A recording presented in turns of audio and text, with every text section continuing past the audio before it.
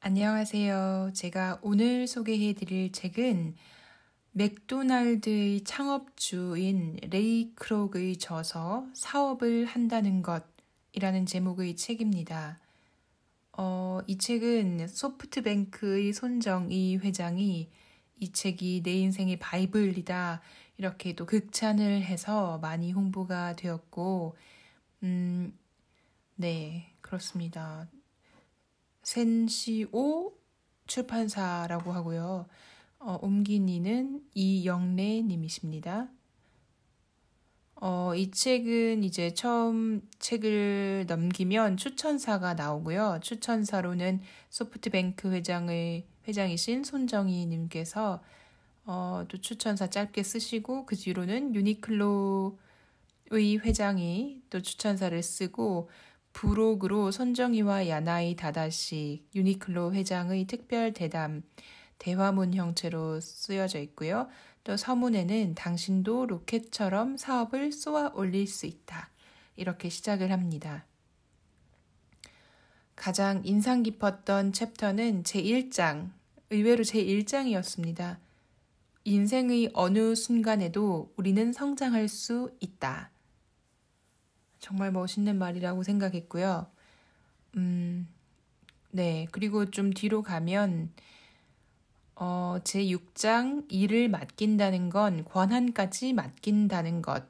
이제 위임에 관한 이야기가 나오고요. 제14장 돈을 어떻게 쓰느냐는 버는 것만큼 중요하다.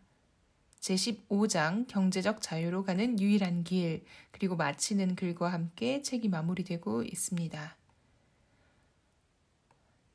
오늘 추천사는 조금 뛰어넘고 이 책은 개인적으로는 영화 파운더와 같이 보고 읽으시기를 추천드리는데요. 저는 개인적으로 켈리최 회장님께서 추천하셔서 먼저 영화를 먼저 보고요. 그 다음에 이제 책을 읽게 되었는데, 영화를 먼저 보고 책을 보아도 여전히 재미있습니다.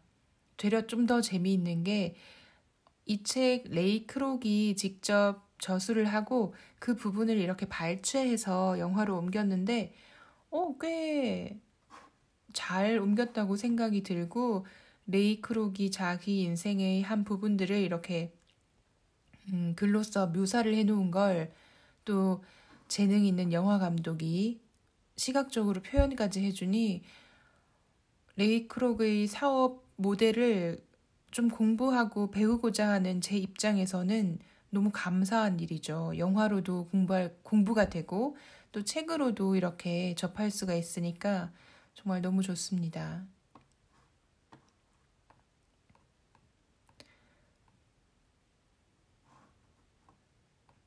레이 크록의 인생사에 대해서 좀 이미 알고 계시는 분도 계시겠지만 저처럼 아예 모르다가 레이 크록이 무슨 뭐 하는 사람이지? 라고 하다가 이제 영화를 보면 그 사람의 일생의 일대기가 나옵니다. 되려 영화에서 더 파란만장하게 묘사가 되는데요. 실제로도 그렇게 파란만장한 삶을 사셨던 분이라고 느껴집니다. 책에도 그렇게 적혀져 있거든요. 제 1장 읽어가면서 한번 이분의 인생 살짝 한번 엿보겠습니다. 제 1장 인생의 어느 순간에도 우리는 성장할 수 있다. 내 인생을 이끈 두 가지 원칙. 나는 행복을 만들어가는 것도 문제를 책임지는 것도 각자의 몫이라는 생각을 하며 살아왔다. 이런 단순하면서도 강직한 철학은 보헤미안 조상들에게서 물려받은 소장농의 형통 덕분이 아닌가 싶다. 내가 이 철학을 좋아하는 것은 실제로 살아갈 때 효력을 발휘하기 때문이다. 20대 초반 아내와 어린 딸을 먹여 살리기 위해 일주일 내내 종이컵을 팔면서 부업으로 피아노까지 쳐야 했던 시절이나 백만장자가 된 지금이나 이 원칙은 틀린 적이 없다. 사람은 자신에게 다가오는 기회를 잘 포착해야 한다. 이 또한 내가 한결같이 지켜왔던 원칙이다. 릴리 튤립컵 회사에서 17년 동안 종이컵을 팔며 나는 영업 조직의 꼭대기까지 올라갔다. 그러나 거기에 안주하지 않고 또 다른 기회를 찾았다. 6개의 회전축으로 밀크쉐이크를 만들어내는 멀티믹서라는 못생긴 기계가 내겐 기회로 보였다. 물론 후한 보수와 안정된 직장을 포기하고 독립하는 일이 쉽지는 않았다. 아내는 크게 놀랐고 영 미심쩍은 기색이었다. 하지만 사업은 금세 자리를 잡았고 아내의 두려운 마음을 잠재울 수 있었다. 열심히 판촉에 매달린 결과 전국의 소다수 판매점과 유제품 매장에 멀티믹서를 팔게 되었다. 힘든 일이었지만 그만한 보람이 있었고 그 일이 퍽 마음에 들었다. 그러면서도 한편으로는 새로운 기회가 오지는 않을까 늘 눈을 크게 뜨고 있었다. 푸르고 미숙하기 때문에 성장할 수 있다. 성숙하는 순간 부패가 시작된다. 내가 자주 되뇌는 말이다. 캘리포니아에서 놀라운 일이 벌어지고 있다는 걸 알았을 때 나는 머리와 가슴이 더없이 푸르렀다. 세인트 패트릭 데이 무렵 맥도날드에서 파는 초록빛 토끼풀 쉐이크만큼이나. 작은 시골 식당이 터뜨린 대박.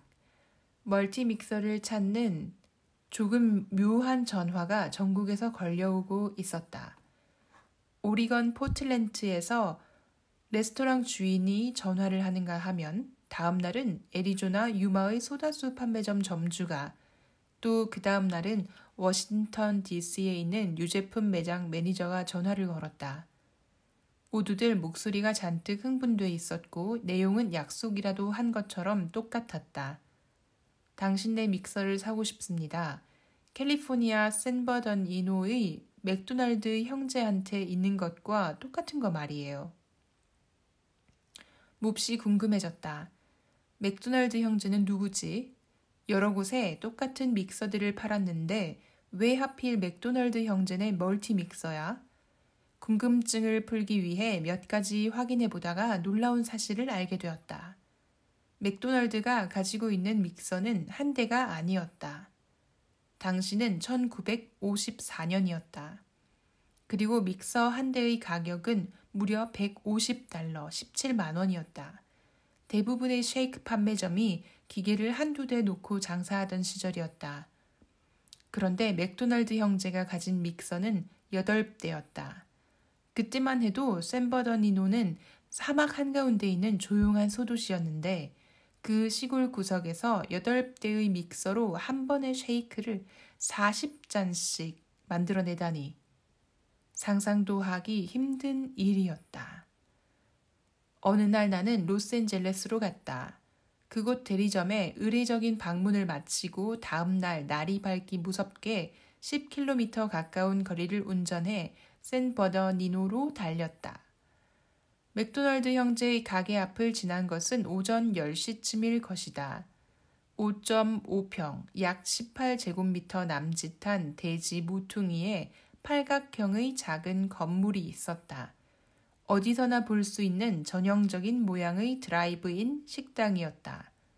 11시 개장 시간이 가까워 오고 종업원들이 모습을 드러내자 나는 근처에 차를 세우고 본격적으로 그들을 지켜보기 시작했다. 모두가 말쑥한 흰 셔츠와 바지, 흰 종이 모자를 쓰고 있었다. 깔끔한 것이 썩 마음에 들었다. 그들은 건물 밖에 있는 길고 야트막한 창고에서 물품을 옮기기 시작했다. 수레에 감자며 고기, 우유와 음료, 패티 상자를 싣고 팔각형 건물 안으로 들어갔다. 저기에서 뭔가 대단한 일이 벌어지고 있는 게 분명해. 나는 혼자 중얼거렸다. 일에 점점 속도가 붙더니 점심시간이 가까울 즈음엔 모두들 소풍 나온 아이들처럼 부산스럽게 움직였다. 차들이 속속 도착했고 곧 줄이 이어졌다. 오래지 않아 주차장이 가득 찼고 주문 창구로 향했던 사람들은 햄버거가 든 종이 가방을 들고 차로 돌아왔다. 창구까지 이어진 고객들의 더딘 발걸음을 보니 한 번에 멀티믹서 8대가 돌아가는 것도 그리 이상한 일이 아니었다. 나는 얼떨떨하고 한편으로는 의심스러운 마음으로 차에서 내려 줄을 섰다. 내 앞에는 여름용 정장을 입은 얼굴이 검게 탄 남자가 서 있었다. 그에게 물었다. 여긴 왜 이렇게 사람들이 많은 거예요? 여기 처음이세요? 네. 이제 곧 알게 될 거예요. 15센트면 둘이 먹다 하나 죽어도 모를 햄버거를 먹을 수 있다고요. 더구나 기다릴 필요 없이 순식간에 음식이 나오고 종업원에게 팁을 줄 필요도 없어요. 나는 이내 줄에서 벗어나 건물 뒤로 돌아갔다. 사람들 몇몇이 벽에 등을 기댄 채 야구장의 포수처럼 그늘에 쭈그리고 앉아 햄버거를 물어뜯고 있었다. 한 사람은 목공용 앞치마를 두른 것으로 보아 근처 공사 현장에서 걸어온 모양이었다. 그는 경계심 없는 상냥한 눈길로 나를 쳐다보았다. 이곳에서 점심을 자주 먹느냐고 묻자 그는 씹는 것을 멈추지도 않고 매일 하고 곧장 대답했다. 마누라가 싸준 식어 빠진 샌드위치보다 훨씬 낫지. 더운 날씨였지만 근처에는 파리가 꼬이지 않았다. 하얀 셔츠를 입은 사람들이 모든 것을 깨끗하고 단정하게 치우고 있었다. 이 광경이 내겐 거의 충격으로 다가왔다. 어디든 그렇지만 나는 특히나 식당이 깨끗하지 않은 것을 참지 못했다. 그런데 여기는 주차장에서도 쓰레기 하나 발견할 수 없었다. 밝은 노란색 스포츠카에 탄 금발머리 아가씨가 보였다. 파라마운트 카페테리아나 브라운 더비, 스테이크 전문점을 가려다 길을 잘못 든 게 아닌가 싶을 정도로 세련된 모습이었다. 햄버거와 프렌치 프라이 한 봉지를 얌전히 해치우는 그녀의 모습을 잠시 넋을 놓고 보았다. 호기심이 생긴 나는 교통에 관한 조사를 하고 있다고 둘러대면서 그녀에게 접근했다. 실례가 안 된다면 여기 얼마나 자주 오시는지 여쭤봐도 될까요? 근처에 올 때면 꼭 들려요. 그녀가 미소를 지었다. 사실 굉장히 자주 온다는 얘기죠. 남자친구가 근처에 살거든요. 그녀가 장난을 친 건지 솔직했는지 아니면 수작을 거는 중년의 아저씨를 따돌리며 남자친구를 얘기를 꺼낸 것인지는 알 수 없다. 사실 거기에는 관심도 없었다. 내 심장이 흥분하여 뛰게 만든 것은 그녀의 여자로서의 매력이 아니라 햄버거를 한 입 가득 베어 물 때 얼굴에 어린 즐거운 표정이었다. 주차장을 메운 차 속의 수많은 사람들 중에서도 그 표정이 유독 내 눈에 크게 들어왔을 뿐이다. 어느 순간 맥박이 짜릿함으로 쿵쿵 울리기 시작했다. 경기를 무안타로 풀어내고 있는 투수처럼 마음이 부풀었다. 그 어느 가게에서도 이런 광경은 본 적이 없었다. 그날 점심으로 햄버거를 먹었는지 아닌지는 기억이 나지 않는다. 나는 차로 돌아와서 인파가 줄어들 때까지 기다렸다. 2시 30분쯤 되자 손님이 뜸해졌다. 건물로 들어가서 맥도날드와 딕 맥도날드 형제에게 내 소개를 했다. 그들은 나를 미스터 멀티믹서라고 부르며 반갑게 맞아주었다. 그날 밤 맥도날드 형제가 설명한 시스템은 너무나 단순하면서도 효율적이었다. 나는 그들의 사업에 홀딱 반하고 말았다. 메뉴는 많지 않았고 만드는 과정은 군더더기 없이 최소한의 노력만 들었다. 그들이 파는 것은 햄버거와 치즈버거뿐이었다. 버거에 든 패티는 약 50g이었는데 햄버거와 치즈버거 구분 없이 같은 방식으로 조리했다. 이렇게 만든 버거는 15센트에 팔렸다. 4센트를 추가하면 치즈를 한 장 얹을 수 있었다. 청량 음료는 10센트, 16온스짜리 쉐이크는 20센트, 커피는 5센트였다. 저녁 식사 후 맥도날드 형제가 건축가를 만나러 가는 자리에 나도 동석하게 되었다. 새로 짓는 드라이브인 매장의 설계가 마침 끝난 참이었다. 깔끔한 건물이었다. 붉은색과 흰색이 줄을 이룬 매장에 노란색이 간간히 섞여 있었고 대형 창문들은 세련된 느낌이었다. 음식을 내오는 공간도 지금의 팔각형 건물에 비해 한층 개선된 느낌이었다. 화장실은 뒤편에 있었다.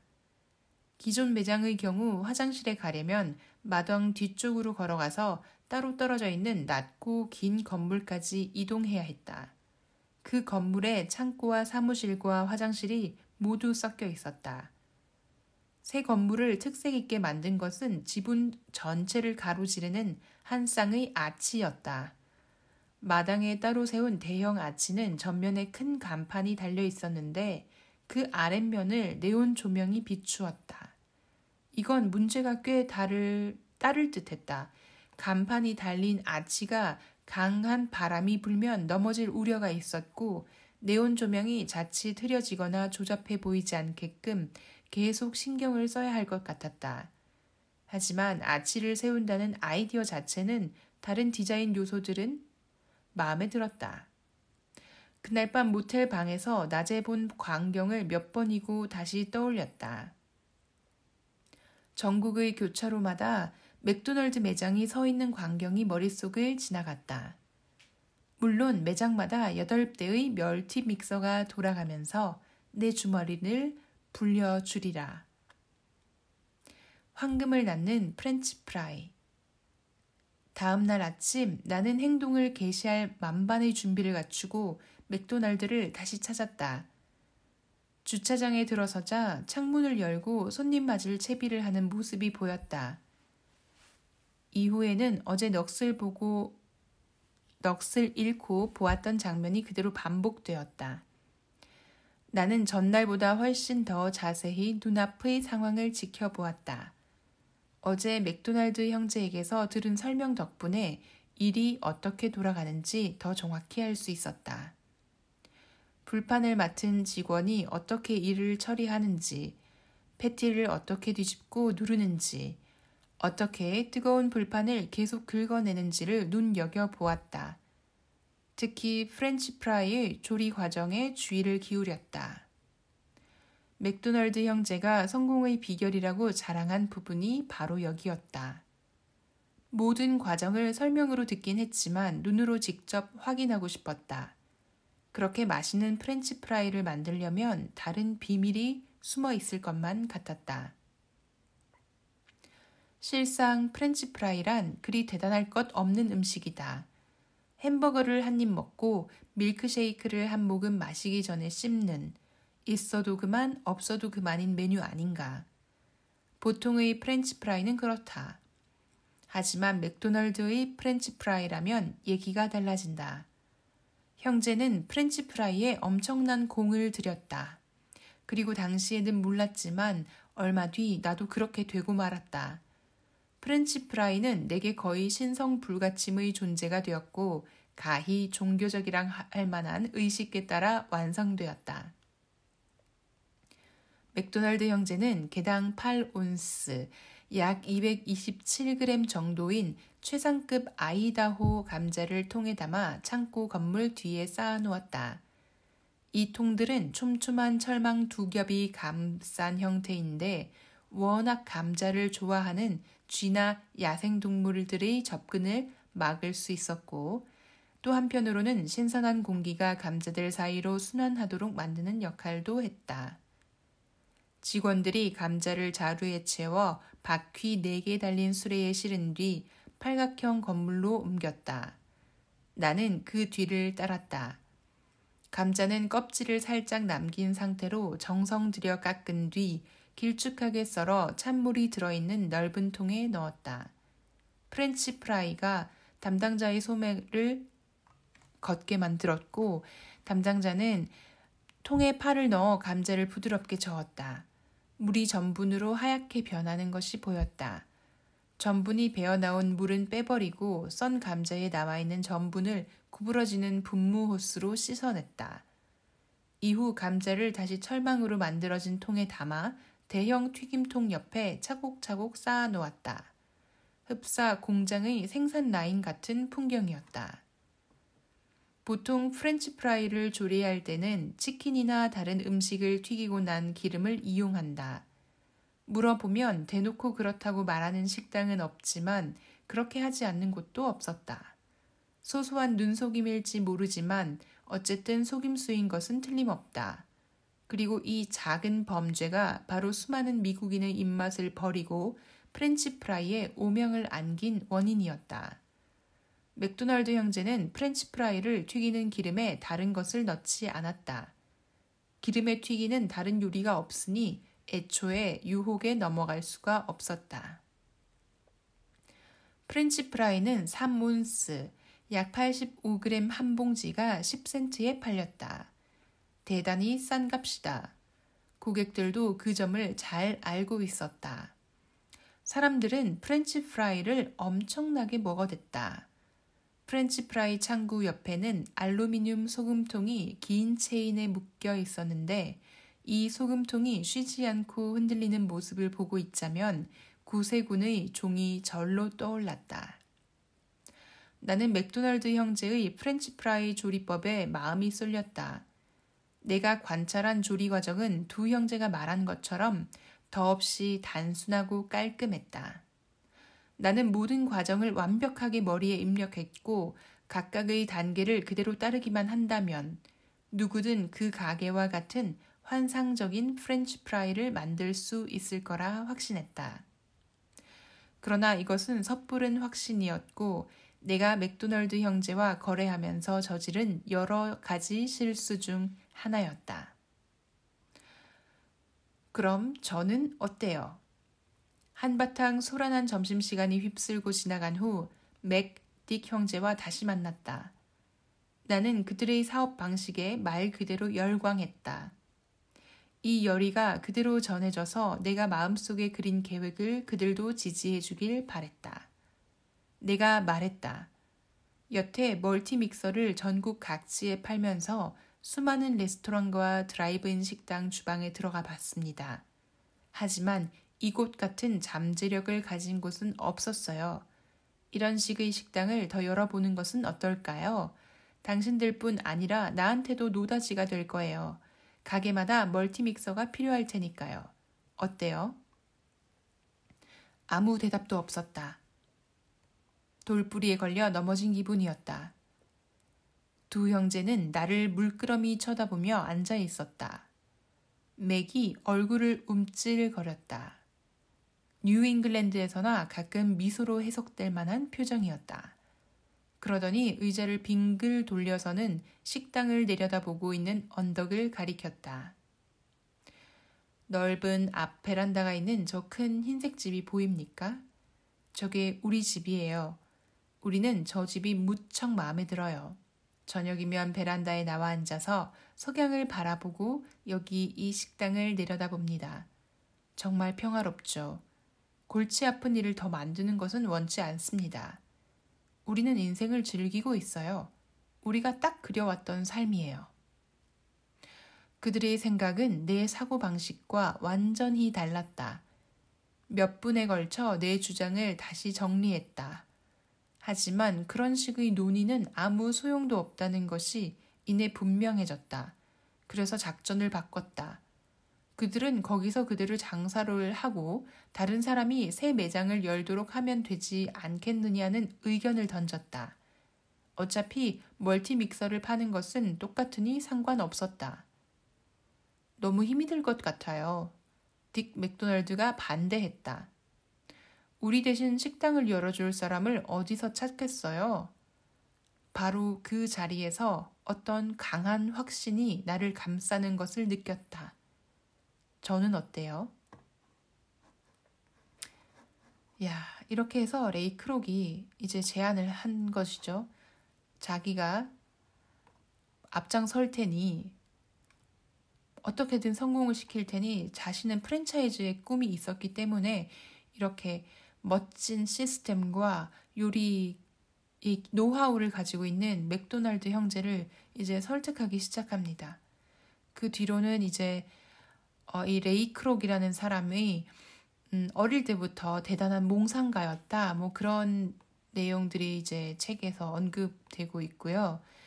그 다음은 본인이 이제 오로지 발로 뛰면서 터득한 세일즈 기법들, 그리고 그 전까지 맥도널드를 창업하기 전까지 얼마나 많은 고생들을 했는지 뭐 그런 것들도 일련의 에피소드로 소개가 되고 있습니다. 오늘 저는 1장을 이렇게 좀 집중적으로 소개를 해드렸는데요. 제가 읽어드렸는데요.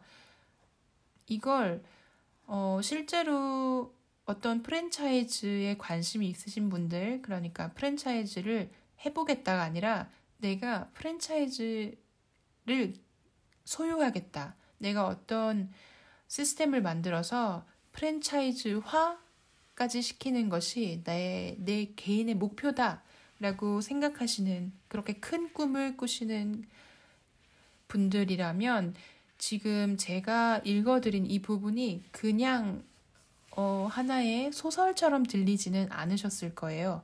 저는 이 부분 읽으면서 하나하나가 다 배울 점이더라고요. 처음부터 그 아주 명언이 나오는데요. 제가 읽어드린 그 1장에 사람은 자신에게 다가오는 기회를 잘 포착해야 한다. 이 또한 내가 한결같이 지켜왔던 원칙이다. 라고 하면서 처음에는 조깅컵 팔다가 영업직에서 이제 어떤 상위, 좀 더 높은 그 역할을 맡을 때까지 이렇게 자기가 승진했던 그런 얘기를 하는데요.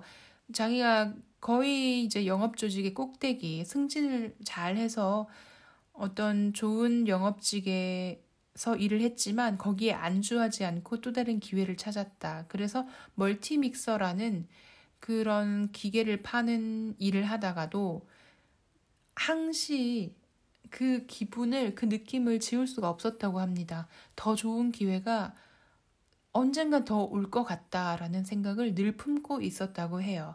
그러던 중에 이제 맥도날드 형제들이 운영하던 이 햄버거 가게를 보고 이제 일종의 필이 꽂힌 거죠. 딱 이제 영감을 받습니다. 이게 레이 크록은 사실 요식업에 단 한 번도 종사해보지 못한 사람이지만, 그렇지만 이 회사의 잠재력을 알아볼 수 있는 그런 안목은 이미 갖추었던 사람인 거죠. 그런 대목이 이 추천 글에, 이 책의 서문 부분에 손정희 회장이랑 유니클로의 회장이 나누는 대담에도 잘 표현되어 있습니다. 레이 크록이 그렇게 안목이 좋은 사람이었다. 그렇게 또 반대로 말하면 그런 레이 크록이라는 대단한 기업가의 사례를 통해서 우리도 일반인도 전혀 모르는 분야에 되려 더 성공적으로 결과를 가져올 수 있다는 걸 반증한다.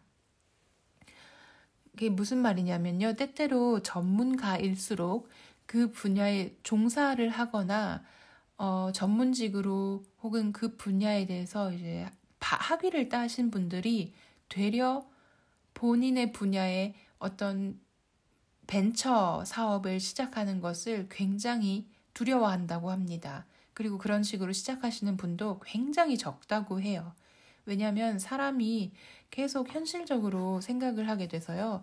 이건 이래서 안 되고 이건 이래서 안 될 거야 라는 소위 시시비비에 빠져들어서 결국에는 행동을 하지 않게 된다고 합니다.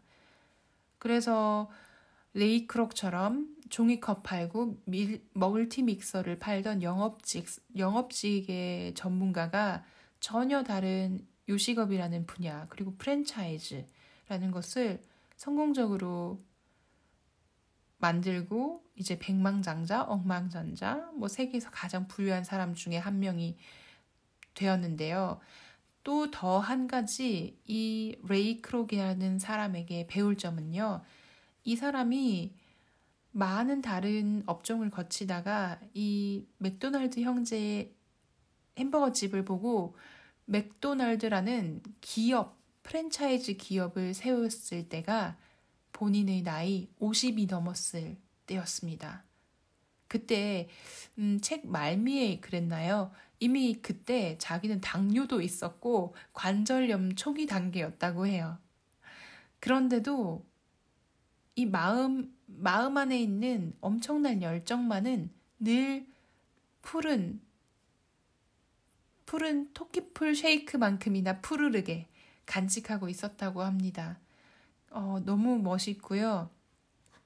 그런 것들이 제 1장에서 다 저에게는 배울 점으로 다가왔습니다. 그리고 혹시 저의 바로 이전 영상 제가 조금 하이톤으로 소개해드렸던 드로우 앤드류 님의 럭키 드로우라는 책에도 아주 똑같은 말이 나오지요. 그분도 자기는 계획보다는 기회를 따랐다라는 말을 하셨는데요. 정말 소름 돋게 똑같습니다. 똑같은 말을 레이 크록도 하고 있습니다. 그리고 또 여기서 제 1장에서 배울 점 두 번째는요. 호기심이고요. 일단은 멀티믹서를 이렇게 많이 사가는 맥도날드 형제는 누구지? 그리고 자꾸 주문이 들어올 때 맥도날드 그리는데 누군지 너무 궁금하다. 그래서 그냥 궁금한 것에서 그친 게 아니라 실제로 거기까지 갑니다. 10km 가까운 거리를 운전해서 이제 당시에 좀 외곽 지역에서 장사를 하고 있던 맥도날드 형제의 그 제 1호 가게를 직접 찾아가서 이제 관찰을 하는 거죠. 관찰을 하고 저는 좀 더 대단하다고 생각했던 부분이요. 제가 너무 내향형 인간이라서 그럴 수도 있는데 이분은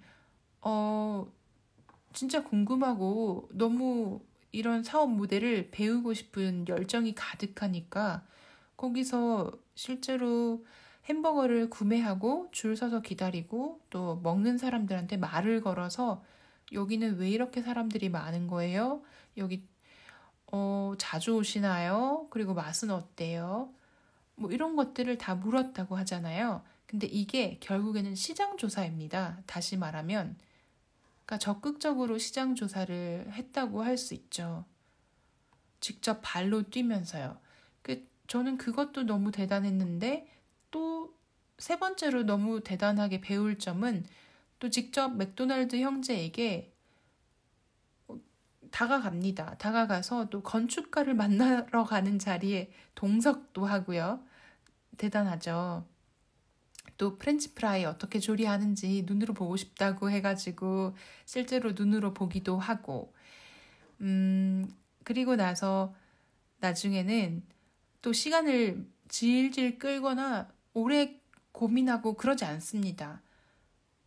며칠 사이에 그냥 딱 필이 꽂혔을 그때 바로 마음속에 혹은 머릿속으로 생각을 정리해서 바로 다음 날 이 맥도날드 형제에게 찾아가서 자기의 계획, 자기의 열의를 보여줬어요. 그러니까 좀 더 많은 매장을 엽시다. 전국 각지에 이제 식당을 더 확장해 봅시다. 라는 말을 했는데 이제 그때 반응이 아주 재밌습니다. 맥도날드 형제들이 우리는 지금 이대로 좋아요. 우리는 더 많은 위험을 감수하고 싶지 않아요. 저는 그 부분에서 이제 엄청난 부자가 되는 사람과 그냥 자영업자의 차이가 여기서 보이는구나. 그리고 레이 크록도 이렇게 책에 썼습니다.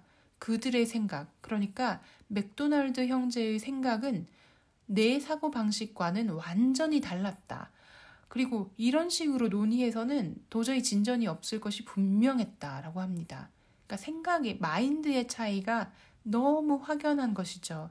저도 이 점이 이제 제가 좀 이런 것을 확실히 하면서 기업인 마인드에 대해서 좀 공부를 하고 나니까 자영업자와의 차이점이 확실히 보이긴 하더라고요. 근데 레이 크록은 좀 배우지도 않았는데 처음부터 이렇게 딱 기업인 마인드를 가지고 있는 사람이었고 또 본인은 기업을 이끌어 갈 거야 라는 큰 포부가 제 생각에는 아주 어릴 때부터 있었던 사람이었던 것 같습니다. 이렇게 크게 4가지에서 5가지 정도 제가 아주 짧게 읽어드린 부분에서도 배울 점이 너무 많았는데요. 레이 크록의 마인드, 레이 크록의 행동력 이런 것들이 정말 이 몇 장 안 되는 제1챕터에서 저에게는 다 주옥 같은 명언이었고 배울 점들로 가득했습니다. 제가 너무 1장만 소개해드려서 좀 책 전체를 개관하기가 힘드실 수도 있을 것 같은데요. 정말 제가 추천하는 건 영화 파운더도 정말 잘 만들어진 영화니까요. 또 실제로 켈리 회장님께서도 이 영화 기업인들에게 추천한다고 그렇게 하셨으니까 궁금하신 분들은 영화도 참고하셔서 보시면 좋을 것 같습니다. 다만 언제나 그렇듯 이 매스미디어에서 묘사되는 부자의 모습은 항상 좀 어딘가 모르게 악랄한 면이 강조되는 모습이 있습니다. 영화를 보시면 이제 레이 크록의 뭐라 그래야 될까요? 돈만 밝히는 그래서 인간적인 뭐 그런 것을 좀 무시한다고 해야 될까요? 아니면 그런 게 좀 없는 모습으로 마지막 장면이 묘사가 되는데요. 책에서 보면 전혀 그렇지 않은 사람인데 라는 그런 의구심이 좀 듭니다. 그러면서 우리는 왜 이렇게 부자라고 하면 그것도 돈이 좀 엄청나게 많은 사람이라고 하면 인성이 부족해야만 한다는 이상한 논리를 가지고 이렇게 미디어에서 만들어야만 하는 걸까? 그런 게 참 새삼스럽게 의문으로 다가왔습니다. 거의 마지막 장에 가면 돈을 어떻게 쓰느냐는 버는 것만큼 중요하다라고 아주 또 훌륭한 챕터가 나오는데요.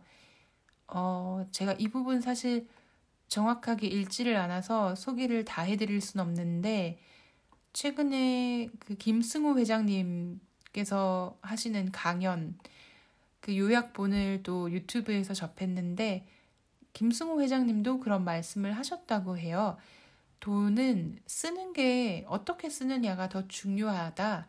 그리고 사치를 할 때보다 그러니까 스포츠카나 명품을 사는 것보다는 되려 내가 좋아하는 사람에게 사는 밥 한 끼 혹은 내가 스스로 뭔가를 배우고 스스로 성장하기 위해서 내는 강의료, 그러니까 수업료 같은 것들을 통해 얻는 행복감이 훨씬 더 크다. 그래서 누군가가 부자라는 이유로 어떻게 행복하냐고 묻는다면 또 돈이 부자를 행복하게 만들어주냐고 묻는다면 자신은 돈을 이러한 방식으로 쓴다면 행복에 다가가는 것에 더 쉬울 수 있다라고 조언할 것이다 라는 그런 메시지를 접하고는 정말 새겨 들어야겠구나 라고 또 많이 각성했던 그런 내용이었습니다. 책 가장 마지막 부분에 가면 이제 레이 크록이라는 이 사람이요. 기부도 참 많이 하는데요. 특히 어린이들, 또 그래서 아픈 어린이들을 위해서 병원에 기부도 하고 그런 내용이 나오는데 한 부분에서 절대로 대학만큼은 기부하지 않는다. 이렇게 자신의 철학을 강력하게 주장을 하는데 그 이유가 이제 기존 기성세대의 교육 방식이 본인은 납득할 수 없기 때문에 그래서 대학에는 기부하지 않는다라는 본인의 원칙을 본인 삶에서 지키셨다고 합니다. 참 여러 가지로 알면 알수록 공감이 많이 되고 또 배울 점이 많은 손정희 회장이 괜히 이 레이 크록이 롤모델이고 이 사람의 저서가 자기 인생의 바이블이라고 한 것이 아니구나라고 느낄 수 있었고요. 또 앞에서 말씀드렸듯이 다만 영화와 함께 보면 뭔가 이해도 더 잘 되고 좀 더 재미있게 이 책을 읽으실 수 있지 않나. 저는 그렇게 생각해 봅니다. 사업을 한다는 것. 그러니까 크게 생각하고 기업인 마인드가 또 어떤 것인지 그런 것을 배우기에 이 책 정말 너무나 훌륭한 책이라 생각이 들고요. 개인적으로는 영화를 보고 읽어서 그런지 정말 재밌게 읽었습니다. 약간 소설 읽는 것처럼 읽긴 했는데 네, 하나하나 야, 이것도 줄 쳐야 돼. 이거 밑줄 쳐야 돼. 이러면서 읽었던 부분이 참 많습니다. 네, 참 좋았던 책이고요. 오늘은 이렇게 책 소개를 마무리하도록 하겠습니다. 요즘에 저한테 댓글로 좀 좋은 정보를 주시는 구독자분들이 많으신데요. 제가 진짜 너무 기분이 좋습니다. 너무 감사드리고요. 앞으로도 좋은 정보가 있으면 저희가 함께 나눌 수 있다면 너무 좋겠습니다. 제가 참 부족한 게 많은데요, 아직. 이렇게 저에게 정보를 주셔서 제가 성장할 수 있도록 같이 도와주셔서 너무 감사드리고, 저도 들으시는 분들 앞으로 어떻게 하면 좀 더 유익하게 들으실까, 어떤 내용이 도움이 될까, 어떤 방식이 좀 더 효율적인가, 고민을 좀 더 해보겠습니다. 제가 최근에 또 인생 처음으로 맥북을 구매해서 이제 영상 작업도 좀 한번 해볼까라고 해서 파이널 컷 프로도 구매를 같이 했으니까요. 조금씩 배워서 영상 작업도 같이 해서 여러분들이 좀 더 효과적으로 내용을 전달받으실 수 있도록 노력하겠습니다. 그럼 오늘도 들어주셔서 너무 감사드립니다.